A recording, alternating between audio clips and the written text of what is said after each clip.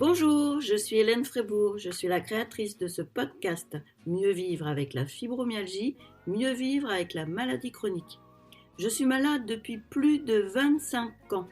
Alors j'ai traversé tous les hauts et les bas de la fibromyalgie, tout ce labyrinthe dans le brouillard. J'ai changé tout mon écosystème de vie et petit à petit, je retrouve le soleil et les couleurs de la gourmandise de la vie. Alors je souhaite partager mon témoignage de malade et faire savoir qu'on peut mieux vivre avec la fibromyalgie, mieux vivre avec la maladie chronique.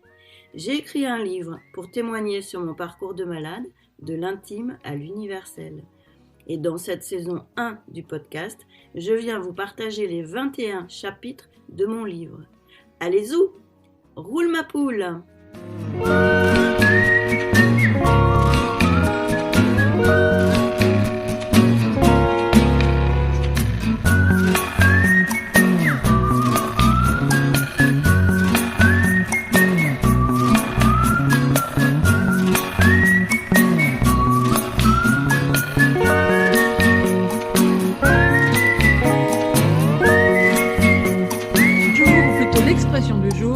C'est au feu les pompiers. Qu'est-ce qui se passe aujourd'hui? Alors, on va parler du stress. Le stress est une réaction adaptative. L'hypothalamus et l'amygdale jouent un rôle essentiel dans le contrôle de ce processus, en connexion avec le traitement des émotions.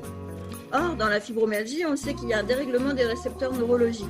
La régulation ne fonctionne pas plus vraiment bien, ce qui met petit à petit le malade en situation de stress chronique et de déformation de la perception de la douleur et de la situation du stress. Cela se traduit par des comportements de suradaptation qui conduisent à l'épuisement sur un syndrome de fatigue chronique. Enfin bon, bref, c'est le cercle vicieux.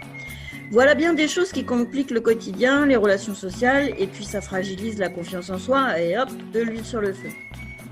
Toutefois, dire que la perception neurologique est déformée par la maladie n'est pas une raison pour baisser les bras et se laisser envahir par trop de stress, qui génère de l'énergie négative, de la colère, et donc ça fait patiner le foie et les intestins. Et rebelote, le métabolisme qui se dérègle, les interactions sociales qui se compliquent, et la perte de ressources qui renforce le stress. Le cycle n'est vraiment pas bon, mais tellement infernal avec la fibromyalgie. Produire du cortisol en permanence, ça rétrécit le cerveau. Oui, si.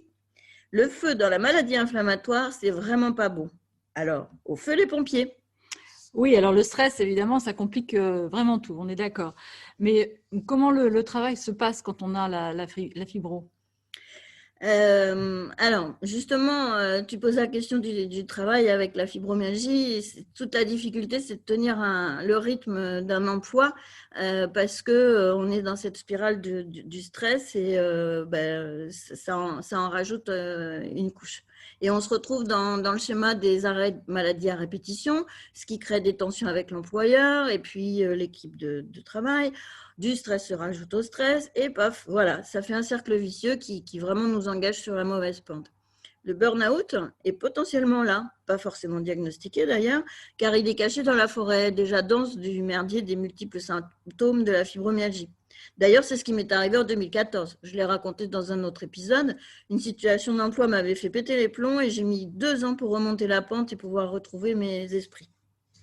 Tu as fait de nouvelles découvertes depuis la publication de ton livre à propos du stress?